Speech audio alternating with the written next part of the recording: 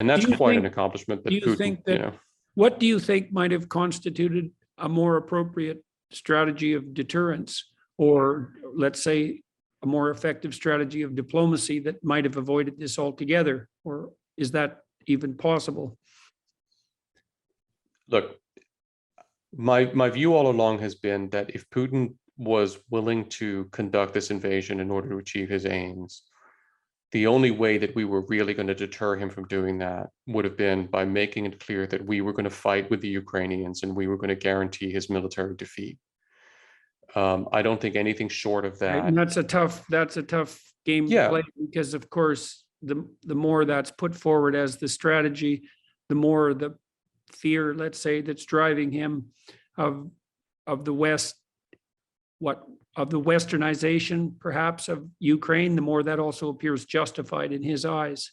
yeah. I mean, candidly, I'm happy to discuss that with you, but candidly, that counter argument wasn't the one that impressed me the most because was already where he was on that. Look, Putin is a guy who understands force. And although I and the team at the Institute for the Study of War have written for years about how clever he's been with information operations and hybrid war and lots of other things, at the end of the day, Putin understands force. And if you take force off the table and you tell him that he's not going to have to worry about a forcible response, that shapes his calculation in a certain direction. If you put force on the table and tell him that maybe he does have to worry about mixing it up with the American military or NATO, then that would have changed his calculation in a different direction. Mm-hmm. And I think at a minimum, because by the way, I want to be very clear that I wasn't advocating, and I'm not advocating now, that we should have said that we would have gone into Ukraine and fought in Ukraine against the Russians. There was a very complicated series of decisions we needed to make here, and I'm not going to second guess the decision not to do that.